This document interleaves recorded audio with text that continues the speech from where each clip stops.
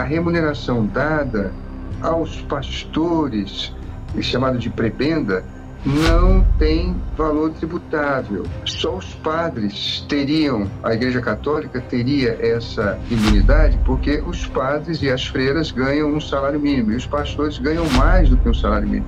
Os pastores são casados, eles têm famílias, eles pagam aluguel, plano de saúde, eles não podem ter uma vida equiparada a um padre que mora na igreja, toma café na igreja, almoça na igreja, se fica doente vai para um hospital católico, na hora de morrer ele vai ser enterrado num cemitério católico e quando ele fica idoso ele vai para a casa do padre, as freiras tratam dele, dão banho nele, trocam a roupa, fazem a barba, enfim, é uma vida diferente. Os principais nomes do cenário político passam por aqui. Café com Política. Que hoje abre espaço para uma conversa com o deputado federal Marcelo Crivella, do Republicanos, ex-prefeito também do Rio de Janeiro. Deputado, muito obrigado por estar aqui conosco no Café com Política na FM O Tempo. Um bom dia. Eu que agradeço, Ibrahim. Um grande abraço para você. Um prazer enorme estar falando com os ouvintes e os telespectadores do Tempo. Deputado, vamos começar a nossa conversa, porque eu quero colher do senhor uma avaliação.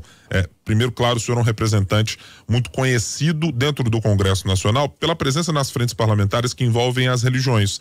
Na Frente Parlamentar Mista Cristã, em defesa da religião, na Frente Parlamentar Evangélica. E o assunto que durante o mês de janeiro ganhou bastante eco foi a respeito da decisão, baseado numa avaliação da Receita Federal, de anular determinada isenção fiscal que havia sido concedida pelo governo Bolsonaro. E eu queria colher do senhor exatamente essa avaliação. Essa decisão dada pelo governo e depois a apresentação de um grupo específico para discutir a proposta com a Advocacia Geral da União e com outros integrantes do corpo do Poder Executivo, ela foi vista e é avaliada agora, esfriada as cabeças de todo mundo, de que maneira pelos evangélicos e pelos representantes da bancada no Congresso Nacional? Olha, Guilherme Ibrahim, isso tudo surge quando um procurador do Ministério Público de Contas, que trabalha no TCU, o doutor André, ele fez uma manifestação ao presidente do TCU, dizendo que aquela ADI, que é um ato interpretativo do presidente da Receita, do secretário-geral da Receita Federal, no último ano do presidente Bolsonaro, em que ele explicava o que a lei já diz, lei desde a época do presidente Fernando Henrique, depois em 2015 o Congresso Nacional fez uma outra lei esclarecendo aquela lei, eu fui relator, na época era senador, que diz o seguinte, que a remuneração dada aos pastores, chamado de prebenda, não tem valor tributável. E a Receita alega que só os padres teriam, a Igreja Católica teria essa imunidade, porque os padres e as freiras ganham um salário mínimo, e os pastores ganham mais do que um salário mínimo. E na época a gente explicou a Receita, mas é difícil eles entenderem, de que não. Os pastores são casados, eles têm famílias, eles pagam aluguel, plano de saúde, eles não podem ter uma vida equiparada a um padre que mora na igreja, toma café na igreja, almoça na igreja, se fica doente vai para um hospital católico, na hora de morrer ele vai ser enterrado num cemitério católico e quando ele fica idoso ele vai para a casa do padre, as freiras tratam dele, dão banho nele, trocam a roupa, fazem a barba, enfim, é uma vida diferente. A característica do ato religioso é que nenhum dos dois tem carteira assinada, nenhum dos dois estão protegidos pela Justiça do Trabalho. Se o pastor não receber a prebenda, ele não... Acho que nós perdemos momentaneamente o contato com o deputado federal Marcelo Crivella. A gente estava aqui na conexão com uma boa estabilidade aqui com ele e ele tratava especificamente do assunto e da maneira como foi interpretado e inicialmente foi trazida para a discussão essa avaliação feita por um integrante da Procuradoria mencionado por ele neste caso. A decisão que foi levada à frente, enquanto a gente reestabelece aqui o contato com o deputado nas melhores condições para continuar a nossa conversa, o acordo que foi feito até então, inclusive que contou com a participação do deputado Marcelo Crivella e também do deputado Silas Câmara do Republicanos do Amazonas, foi de que sentou-se à mesa com o governo e chegou à decisão de que, bom, teremos um grupo de trabalho específico para tratar dessa questão. para avaliar como e se esta avaliação apresentada pelo governo vai continuar ou se aquela mencionada pelo deputado Marcelo Crivella, que vem lá da gestão Fernando Henrique Cardoso, se manterá em relação à isenção de cobrança de impostos sobre a prebenda, que é essa remuneração que os pastores, membros da igreja, recebem a partir do seu trabalho dentro das suas igrejas. Deputado Marcelo Crivella, o senhor me ouve novamente em boas condições? Ouço sim, desculpa, parece que a nossa conexão caiu, né? Isso, perfeitamente, isso acontece aqui nas conexões. Deputado, eu queria que o senhor continuasse o raciocínio, o senhor explicava exatamente que havia sido uma interpretação feita desde o governo Fernando Henrique Cardoso e que houve uma manifestação em contrário agora. Chegou-se ao momento depois de que o governo abriu uma frente de discussão para avaliar esse assunto. Ela é satisfatória, eu pergunto ao senhor. O senhor estava numa reunião juntamente com Silas Câmara, junto com o ministro Fernando Haddad. Essa solução temporária apresentada pelo governo de reavaliação da proposta, ela é satisfatória ou foi satisfatória na avaliação do senhor? Não era satisfatória sim, Guilherme. É muito importante mostrar que o governo não teve iniciativa de suspender.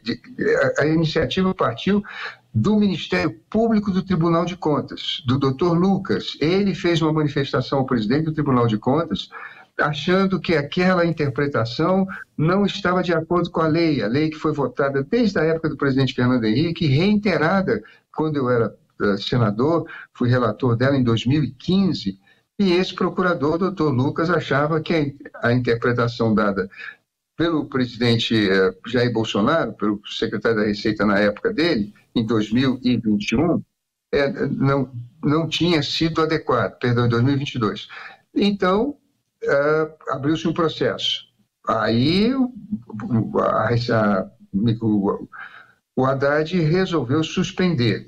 Agora, cabe à AGU, isso é muito importante deixar claro aqui, ao doutor Messias fazer a interpretação dessas divergências. E hoje mesmo nós temos uma reunião com ele, a Frente Parlamentar Evangélica, para finalmente esclarecermos. Deixa eu te falar, Ibrahim, o que a Receita diz? É que a Igreja Católica não deve colocar 20% da folha de pagamento no INSS porque todo padre recebe salário mínimo. As igrejas evangélicas devem colocar 20% da sua folha de pagamento porque os pastores recebem mais que salário mínimo. É bom a gente entender que o padre mora na igreja, ele não é casado, ele não tem despesas com família, ele não paga plano de saúde. Quando ele fica idoso, ele vai para a casa do padre e a freira dá banho nele. O pastor é diferente, ele é um cidadão comum. O que caracteriza os dois é que eles são vocacionados, eles não têm carteira de trabalho, eles não têm justiça trabalhista para mantê-los, eles são vocacionados. Se amanhã a Igreja Católica não puder pagar, não é salário, ajuda de custo ao padre, ou a Igreja Evangélica não puder pagar o pastor, ele então não pode reclamar na justiça. Agora, tanto o padre como o pastor, eles pagam imposto sobre a renda, sobre o consumo, sobre o patrimônio, como qualquer cidadão. Eles pagam impostos normalmente, mas recolhem para o INSS como autônomos, não tem relação trabalhista. Por isso, entendemos o Congresso, desde a época do Fernando Henrique, que as igrejas não devem depositar 20% da folha de pagamento no INSS. O senhor acha que houve, de alguma maneira, um excesso, pergunto, das frentes parlamentares ligadas à religião e à frente parlamentar evangélica na vocalização contrária ao governo quando a decisão foi apresentada? Porque me parece, até pelo discurso da primeira resposta que o senhor nos dá, de que havia um entendimento que é muito pouco de governo e muito pouco de uma interpretação do Ministério Público, né? Exatamente, se trata do Ministério Público do Tribunal de Contas, Dr. Lucas, foi ele que fez a primeira manifestação e abriu-se um processo. É claro que esse processo vai perder o objeto, a partir do momento que o advogado-geral da União dirimir essa questão e dizer, olha, a ADI, a Ação Interpretativa do Governo Bolsonaro, ela tem esse alcance, a lei realmente abrange isso, abriga isso, portanto, está correta, e vamos esclarecer aqui um outro ponto. Como eu falei aqui agora, os pastores não têm carteira assinada, eles são vocacionados, como a lei diz, exatamente como o padre, recebem mais porque não vivem na igreja, porque eles são casados, eles têm filhos, eles precisam sobreviver. É diferente do padre, que tem uma vida completamente diferente, vamos dizer assim, no enfoque social. Essa é a confusão que a Receita Federal tem dificuldade de entender, Guilherme Ibrahim. O senhor acredita que isso será dirimido com a reunião que terão hoje, deputado? Eu acho que sim, embora que nós estejamos na República nesse momento com dificuldades, porque, por exemplo, essa ação hoje do ministro Alexandre de Moraes, ela vai, claro, ter repercussões enormes em todos os setores da Câmara, da AGU, para acompanhar, para verificar, enfim. Mas eu espero que a gente consiga ter um ambiente tranquilo, de calma, para redigir esse, vamos dizer assim, essa manifestação agora da AGU e que se transforme num decreto do presidente da República e a gente possa superar esse problema. Quer dizer, a igreja evangélica vai pagar os pastores, como não tem carteira assinada, não tem que botar 20% da folha de pagamento no INSS. Cada um recolhe como autônomo. Esse foi um dos episódios e que ficou marcado pela nossa leitura política como uma dificuldade do governo Lula de dialogar especificamente com o grupo dos evangélicos e de alguns dos parlamentares da bancada. Isso de fato existe, deputado? Há uma dificuldade do governo em saber como dialogar? Porque fala-se da possibilidade de dialogar com os líderes que estão no Congresso, mas nem todas as igrejas, ou nem todas as correntes evangélicas estão necessariamente representadas ali. Na sua avaliação, o governo faz o diálogo na medida do que deveria fazer? Ou se erra de que maneira ao não fazer ou deixar de fora alguém dessa perna de conversa com um grupo político tão importante? Ô Guilherme Ibrahim, você é mineiro e os mineiros mais do que ninguém sabem a importância de se ter o diálogo. Hoje, no Congresso Nacional, há uma polarização grande da oposição bolsonarista e do governo de esquerda. Isso tem repercussões, sim, porque as pessoas, elas, vamos dizer assim, assumem posições antagônicas, muitas vezes, que não existem. Elas simplesmente acham premeditadamente que qualquer ação de ambas as partes visa ou desestabilizar o governo ou então criminalizar a oposição. Tudo isso, claro, é feito, vamos dizer assim, dentro de um ambiente pesado, porque o Supremo Tribunal Federal, como defensor da Constituição, e a Constituição tem como princípio magno a democracia, tem ações de busca e apreensão, de prisões preventivas, ou mesmo daquelas que já se tornaram decisões pesadas, de penas de 15 anos, 18 anos, pelos atos do dia 8 de janeiro. Então, é um momento em que nós, sobretudo os evangélicos, precisamos ter a sabedoria mineira de manter o diálogo, de conversar, de conseguir a solução pacífica para as controvérsias. O Brasil não ganha com essa animosidade, com essa disposição para o combate, para a guerra. Você sabe, a democracia que nós procuramos defender, ela tem um momento lindo na Revolução Francesa. Agora, lembra, se você for à França hoje, você não vai encontrar em nenhum lugar da França uma rua, uma praça, qualquer coisa em nome de Maximilien Robespierre. Por quê? Porque foi o homem da guilhotina. O homem que, quando assumiu o poder, decretou a morte de dezenas, centenas, mais de milhares de pessoas. E depois ele próprio foi para a guilhotina. Ele próprio. E hoje não existe nenhuma homenagem àquele que no momento foi o homem mais importante da Revolução Francesa. Por quê? Porque ele caiu, eu diria a você, nos extremismos. Coisa que os mineiros têm pavor, porque já conhecem, são os pais da liberdade no Brasil, o que aconteceu com Tiradentes. Então, é muito importante nesse momento que a imprensa até nos ajude, nos dando a oportunidade de dizer, olha, não teve nenhuma iniciativa do governo. Foi o doutor Lucas, procurador, subprocurador do Ministério do Tribunal de Contas da União, que fez uma manifestação. Agora, criou-se um processo e aí sim, o governo disse, olha, não vamos cancelar, vamos suspender e chamar os grupos aqui para dialogar e encontrar uma solução pacífica para mais essa controvérsia. Nós estamos caminhando aqui para o final da nossa entrevista, mas queria uma avaliação do senhor sobre um ponto de vista mais amplo do governo Lula. O senhor já esteve como ministro e tem a noção exatamente de como opera o governo federal de dentro da máquina pública. Eu queria uma avaliação do senhor sobre esse primeiro ano de governo Lula, de 2023. em que medida ele foi parecido com governos anteriores, do PT do presidente Lula, e em que medida ele tem avanços ou erros repetidos nessa atual gestão?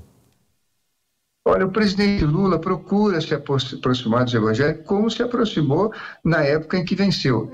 O Partido dos Trabalhadores, na essência deles, procuram melhorar a relação trabalho-capital. Trabalho-capital, ou seja, que o capital divida melhor os seus recursos com o trabalho.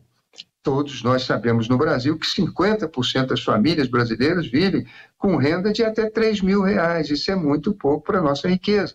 Então, nós precisamos dividir melhor a riqueza.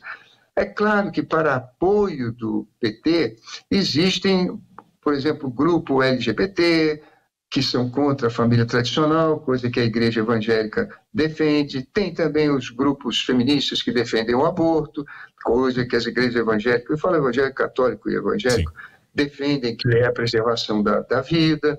E esses grupos estão lá com o PT, e que o PT dá boas-vindas a eles, embora que na essência não defenda isso, uma grande maioria deles, há vários padres, por exemplo, em Minas Gerais, nós temos vários padres mineiros que estão no PT. Nenhum deles defende, por exemplo, a quebra da família tradicional ou defende aborto, mas são do PT.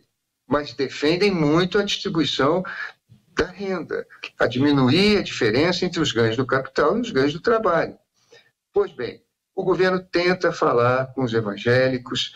Infelizmente, muitas das suas iniciativas, como eu disse a você, são tomadas exatamente dizendo: mas amanhã, depois ele vai querer doutrinar nossas crianças na escola a favor do aborto, destruir a família, a livre iniciativa, eles apoiam o MST invadindo propriedades e coisas do tipo.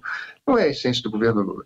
Eu tenho a impressão de que o tempo vai ajudar para que a gente possa, como disse e repito, encontrar pacificamente a solução das nossas controvérsias. É claro que nós temos esse problema de vivermos a defesa que o Supremo faz da democracia, de uma certa maneira, na minha opinião, com todo respeito aos ministros, de uma certa maneira um pouco ácida, um pouco exagerada. Acho que as sentenças de 18, 20 anos são acima da medida. Acho que também haviam várias pessoas ali que não participaram daquela destruição e que hoje estão com tornozeleira e tendo que pagar advogados, milhares de pessoas idosas, enfim. Acho também que esse erro vem do governo Bolsonaro, que radicalizou extremamente a sua atuação política. E agora é hora da gente pedir a Deus que possamos encontrar o caminho do equilíbrio. E espero agora, nesta reunião de hoje à tarde, com o advogado-geral da União, doutor Messias, que esteve conosco ontem na Câmara dos Deputados, quando fizemos o primeiro culto da Frente Parlamentar Evangélica. Ele é batista, a mãe dele é da Assembleia de Deus. Eu espero que ele nos ajude e a gente possa esclarecer a situação de que padre e pastor não tem carteira assinada. Claro que o pastor vai ganhar mais do que o salário mínimo, porque ele não almoça na igreja, ele não toma café na igreja, ele não dorme na igreja, ele tem família para sustentar, mas ambos não têm nenhum benefício da legislação trabalhista no Brasil, pagam o seu INSS como autônomos e vão se aposentar no futuro como qualquer outro brasileiro que é autônomo. Mas ambos, repito, tanto pastores como padres pagam os impostos naturais que todo brasileiro paga, sobre o consumo de bens e serviços, sobre o patrimônio e também sobre a renda. Deputado federal Marcelo Crivella, do Republicanos, ex-ministro, ex-prefeito do Rio de Janeiro, muito obrigado pela conversa aqui conosco na FM O Tempo. Até uma próxima oportunidade. Guilherme, Ibrahim, para mim é uma honra estar falando com vocês aí em Minas Gerais e aprendendo também. Um grande abraço. Deus abençoe a nós todos. Muito obrigado, deputado.